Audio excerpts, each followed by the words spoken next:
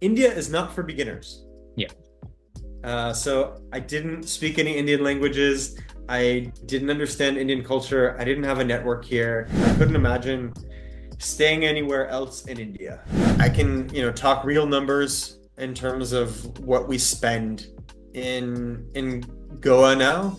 Like our rent is 55,000 rupees a month. It saves so much time and stress that you would face in a Western country where those things would be, incredibly expensive or inaccessible. If you come with your US um, working style or professional expectations, it's going to be quite difficult for you. If you come to India with this expectation that India is behind the West, I think you'll be surprised pleasantly in many ways that India is beating the West. In certain ways, it's leapfrog on certain technologies.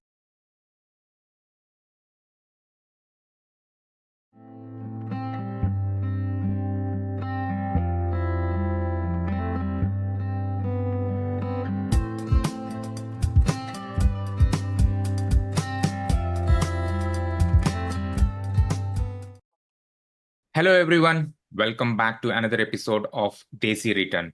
Today, I'm really excited to have Mr. Elliot on our show.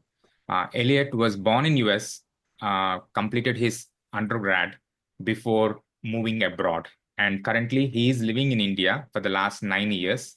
And I'm really looking forward to this discussion, why Elliot has moved abroad and what brought him to India, and his reasons, his lifestyle, how it's been going on in India, and any insights that he can share from his own journey. With that, welcome Elliot to our show. Hey, Avinash, excited to be here. Thanks for having me. Excited to talk about why more Indians and Indian origin people should consider shifting to India. Definitely. So let's start a bit about your background and what made you to think about going abroad and later to India.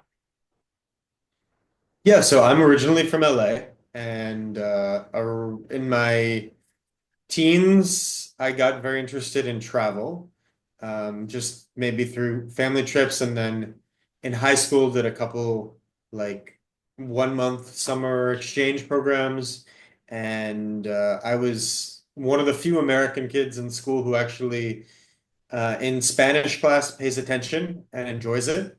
And I got interested in Spanish, Latin America, and then I moved to the country of Chile for a year. After graduating high school, I took a year off and volunteered in Chile for a year. And then I came to college in Virginia and ended up becoming very interested in the concept of social enterprise or social entrepreneurship, using business as a means to address social and environmental problems at a large scale.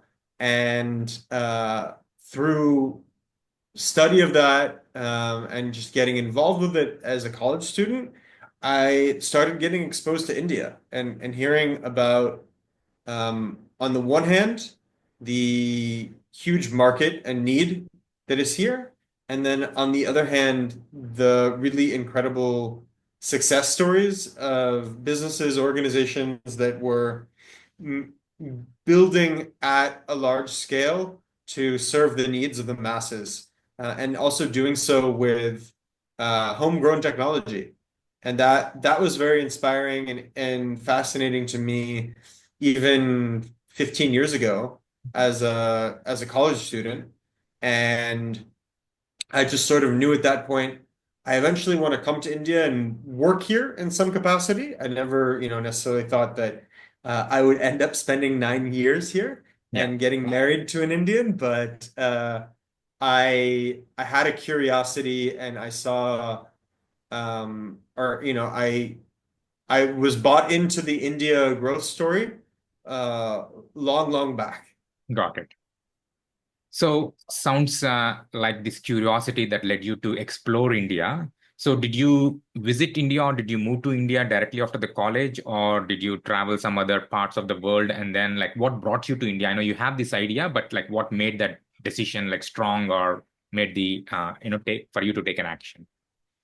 I graduated college and I started a social enterprise in Brazil. Got it. And I was in Brazil for a total of maybe 2 years.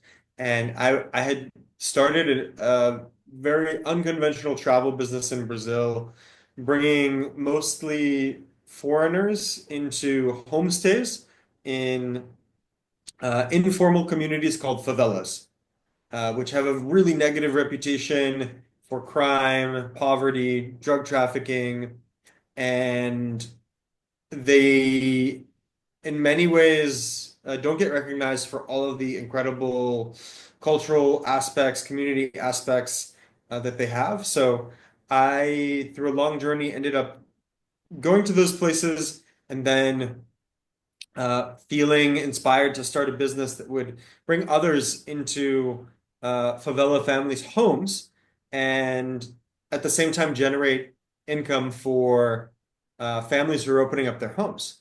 Yeah. And I ended up running that in 2013, 2014, and I had a lot of customers who were traveling throughout Brazil, Latin America, the world, and I got jealous of them. I wanted to wake up and have every day be new and exciting. And yes, I was living in Rio de Janeiro, which is an incredible place that not many Indians visit. One of the few corners of the world that not many Indians go to. But I wanted to have this newness every day. So I ended up taking a backpack and traveling to 17 countries in Asia over Okay. 15 months. With one country, it's like many countries in one. So I needed to spend more time there. And I ended up in India at the end thinking that I would also start a business here. And I met with different entrepreneurs, did field visits, got very inspired, but realized as now is the saying on social media, India is not for beginners. Yeah. So I didn't speak any Indian languages. I didn't understand Indian culture. I didn't have a network here. So I realized that it was too soon for me to start a business. And around the same time, I got introduced to a interesting Indian company founded by an ABCD returnee, a Stanford PhD raised in California, who uh, shifted back to, his family's native state of Gujarat and started a business there. And I ended up working there for 5 years. Got it. So sounds like I think, you explored the entrepreneur. I think, you realized immediately that it's not for the beginners and went into the this role. And Mhm. so how was the life? I mean, initially the plan was to explore, work for some time, and like it's been 9 years. So how is the life in India? Life now in India is very different for me because I when I first came, I stayed in Mumbai, Hmm. and I was a bachelor, and I really enjoyed the chaos of Mumbai. Um, I kind of at that point in my life sought out chaos, and it was fun and exciting and entertaining and just like an all sensory overload for anyone who's ever been to Mumbai or stayed in Mumbai. And now life is different. I wanted to escape the chaos, especially post-COVID when there ended up being so much construction, traffic, pollution in the city. And I had quit my job and had really no reason to be there. Um, other than the fact that my wife's family was staying there. And now we shifted about a year ago to Goa, and life in Goa is incredible. Like I wish I had come to Goa far sooner because um, it has a lot of the pros of India in terms of the like community aspect, fascinating culture, traditions, history, but without a lot of the negatives of cities and particularly metros of overcrowding, pollution, chaos, trash, higher expenses, especially talking about Mumbai. Um, so life here is awesome. I couldn't imagine staying anywhere else in India. Got it. And like, how did you pick up Goa? When you're planning to move out of Mumbai, just curious, like, how did you end up there versus any other remote place or, yeah, So we actually didn't come to Goa first. My wife was very keen on shifting to Rishikesh. Rishikesh? So actually, our first trip together was to Rishikesh as a couple in 2020 when in India there were different COVID restrictions, different COVID travel restrictions in different states, and Uttarakhand was open trip together, which was very memorable. So my wife is also a ex-lawyer turned yoga teacher, and I think she was drawn by that aspect as well Got it. of Rishikesh. So we first escaped Mumbai and shifted to Rishikesh, and we were there for 8 months. And for the first couple months, we loved it. We were not staying in the main touristy area of Rishikesh. We were staying maybe like 100 meters from Gangaji and in a like semi-rural kind of half village setting. And we were just very happy to be there. But then after a couple of months, we realized that like no, the people here are either pilgrims who are coming for a short time, or you get a good amount of party crowd too from like Delhi, UP, Punjab, who are coming. They'll rent an Airbnb and go crazy for the weekend, or you have like the Gora spiritual seeker hippie crowd, and we just did not connect with any of those groups. Yeah. So we didn't like that. And then, there's winters are somewhat cold, albeit not freezing, but there's no heating inside of the homes there. So we really struggled with that. And after 8 months in Rishikesh, we left and we came to Goa. Goa was a place that we always loved coming to Goa. And I think it's quite common for someone to visit Goa and be like, wouldn't it be just awesome if I could live here? Yeah. And, around when COVID had started, like I started already thinking that. And I was on websites like Magic Bricks, 99 Acres, looking at rental prices and not actually contacting anyone, but more like fantasizing and talking to my now wife, then girlfriend, like, wouldn't it be cool to do this? And she was not interested at all. Yeah. And then when it came time for us to leave Mumbai, we went to Rishikesh instead. But the entire time I had wished that we had gone to Goa, but now we're here. We've been here for a year, and it's awesome. Yeah, thanks for sharing those journey, like how the decisions were made. Yeah. Just curious, I think in terms of your professional careers, like you and your wife, you mentioned about, she was like a lawyer and then now it's a yoga. Mhm. So is there some flexibility from your professions that you can be at any place and that gives, Yeah, yeah, 100%. So that makes it easier. We have no real. My business is well, my team is Indian. Our market is the US primarily, so I can be anywhere. There's no real need to meet up physically with anyone because my team's fully remote. yeah, It's not like we have an office. And my wife primarily teaches yoga online, also to mostly US based students. She does some in-person workshops and retreats in Goa and other parts of India and also in the US, but most of her work is online, both with individuals and with corporates. And she's somewhat of like a wellness influencer, so she creates content for brands. So we can pretty much be anywhere there's good internet, and we, for many reasons, choose to stay in Goa now, and we're very happy here. makes sense. So let's talk a little bit. I know you had a recent post about the cost of living in US Mhm. versus some other countries. So if there's anything that you can share from your experience living in India for 9 years and you have grown up in US, in Mhm. terms of the cost of living, in terms of maybe the things, and then anything on a quality of life. So if you can touch on that, I think that would be great, like, from your own experience. Yeah, I mean, it's obviously way cheaper to live in India than it is pretty much anywhere in the US. Maybe the one exception would be certain neighborhoods in Mumbai or Bangalore, in terms of rent. And I've paid those relatively high rents before in Mumbai. But like I can, talk real numbers in terms of what we spend in Goa now.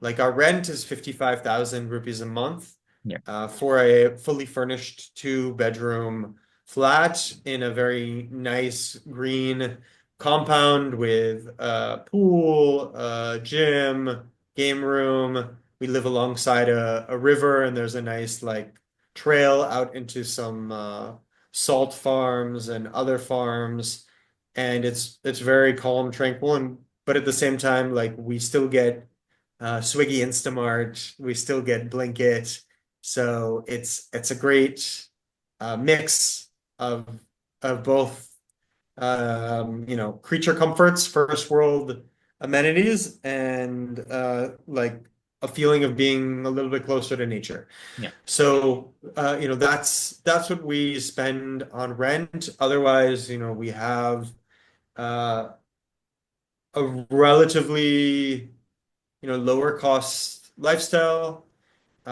because we don't really have to commute anywhere for work. We're mostly at home.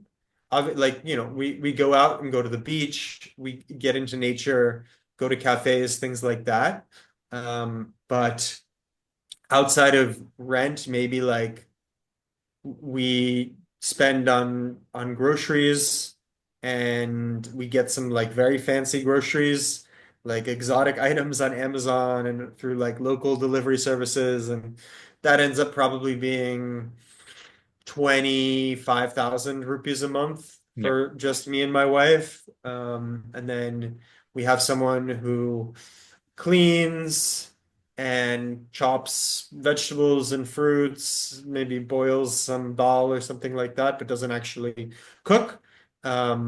Who's we're now going to be paying 7,500 a month for, and she comes 6 days a week. And outside of that, utilities, maybe electricity, internet, 5,000 rupees a month.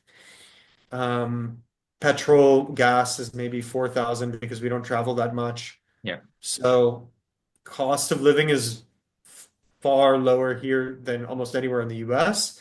It's definitely lower than Mumbai, like the same kind of like flat space. There's nothing this green or clean in Mumbai, but maybe similar space and amenities would be at least double the price if we were to stay in a neighborhood like Bandra or Cod, where I yeah, was living before. Um, and yeah, life is just overall a lot easier because we don't think about really um, cleaning, doing so many household chores, or having to commute. So earn in dollars. yeah, So that's kind of the ideal scenario, and one that, especially if you're shifting from the US and you have your network and relationships and career there, if you can transition into being fully remote, maybe if you're not earning the same salary, but earning like half your salary, maybe not even working full time, but working online and serving a company or clients in the US, then that's a great move yeah, from a financial independence perspective. for sure. So thanks a lot for sharing the actual numbers, the details. I think that's very, very, very helpful. So it's been 9 years that you've been living in India, right? From your perspective, what are the pros and cons, like from your own experience living in India, Mhm. like the top Yeah. three and top three pros and cons? Yeah, I'd say, I will speak more also to you, who your audience is. I think, I have some things in common and some things not in common with them, but like the family connection, I think is really critical. I think a lot of people have parents or elderly relatives or other generations of family in India, and you feel very disconnected from them when you're away. And as much as you integrate into the US or whatever other country's culture and lifestyle, you still miss that element. And me not being from that, I still appreciate it because in the US we have far less close, more fractured families. People tend to live apart from each other, and relationships are not as warm or tight or interdependent. There are pros and cons to that, but I definitely appreciate the the closeness of family ties and affection and love that you get either, it comes in the form of Ghar Ka Khana, or my mother-in-law every time she goes to a store buying me some new kurta, some wedding attire to attend some family wedding. And that's not something that you get in the US. I mean, maybe there are some subcultures of the US where that exists, but for the most part, especially with just like white people who've been in the US for so many generations, we don't have that, Yeah. right? So that's one. The other is just like the vibrance of the culture, whether it's the fascinating festivals, the food, the traditions.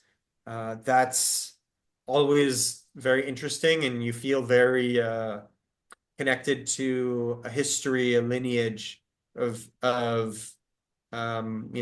many generations that preceded you, and that's very special.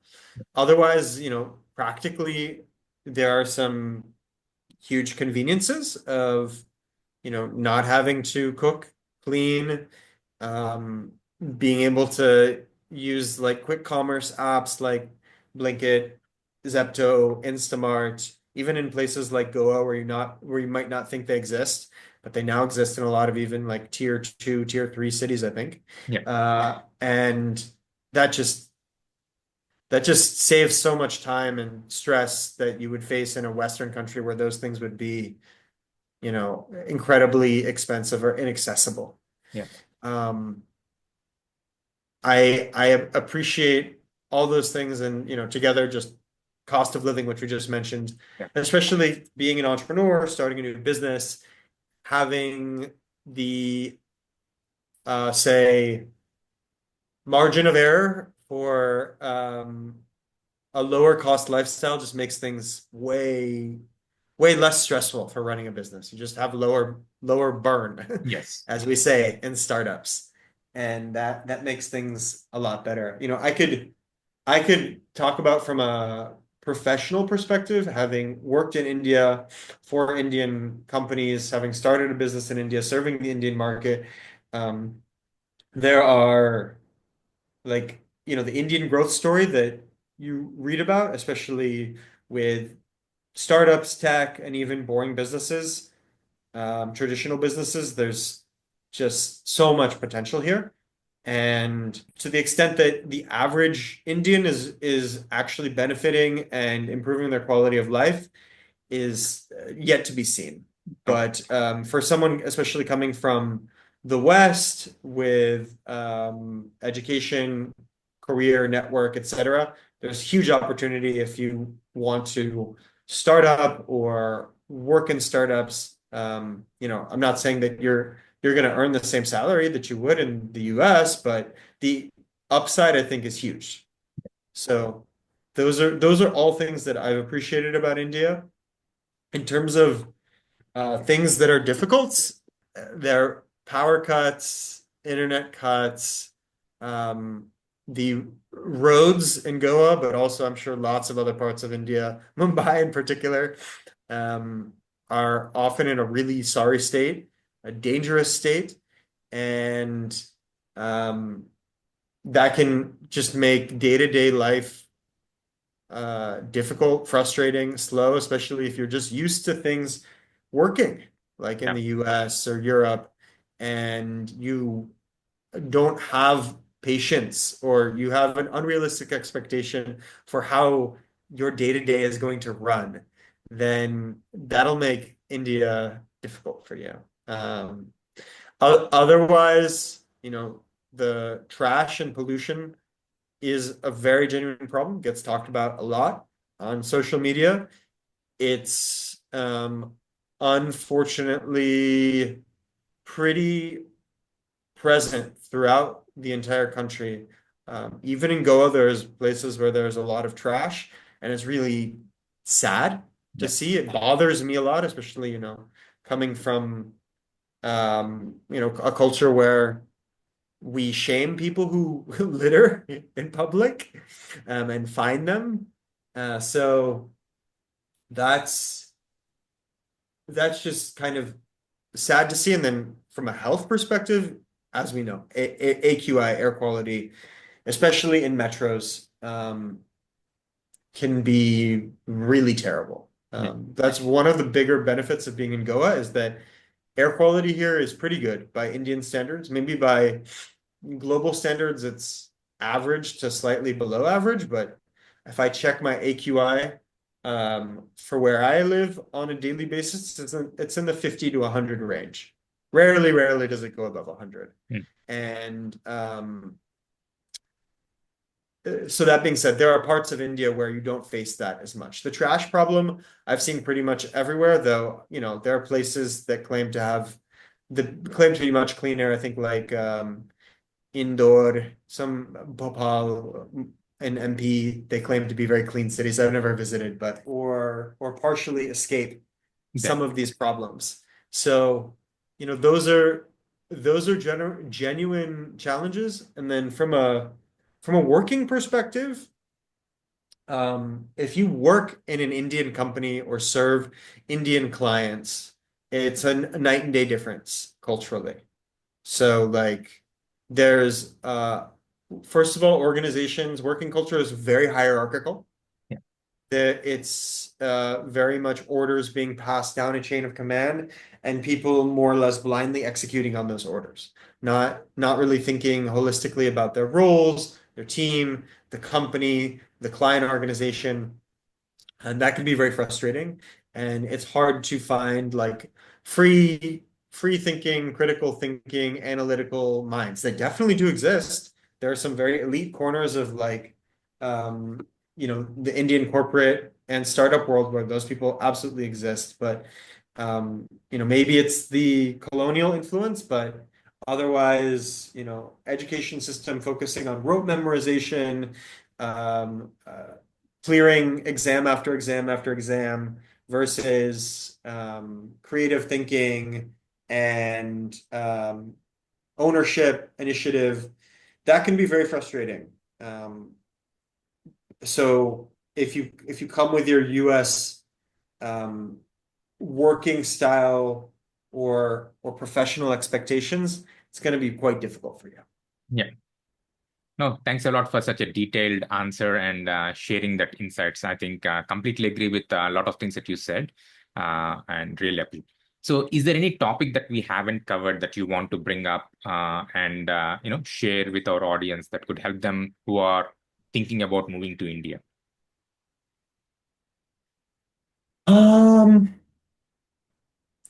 you know, to the extent that you can trial it in a low risk way, I highly recommend that as opposed to just like diving in, like completely cutting off all ties from whatever country you're in. That, like logistically, it can be painful. I'm sure things have improved substantially in the 9 years since I first arrived. But when I first came, it was my first time in India, and I had an entire like litany of bureaucratic processes to go through just to like exist in this country. So like first of all, I needed to get a leave-in license agreement.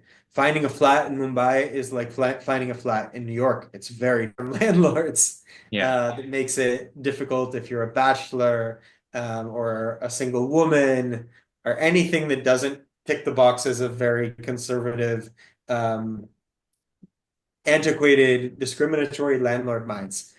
So first, just getting a flat, then getting a PAN card to be able to pay your taxes, then getting an Aadhaar card, then opening a bank Thank account. you. So it actually took me 7 months before I could receive a single salary payment from my company.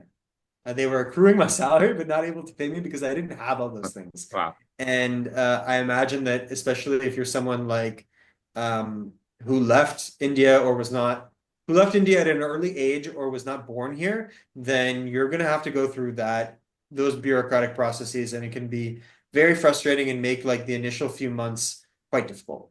Yeah. Um, so just come with that expectation or have great consultants or family members who can help you get stuff done. Yeah. Cool. Yeah, I completely agree. I mean, if you can definitely do a trial, I think that's the best part, so that you can experience living in India, not like visiting, and then make a right. decision that can make you like a strong decision.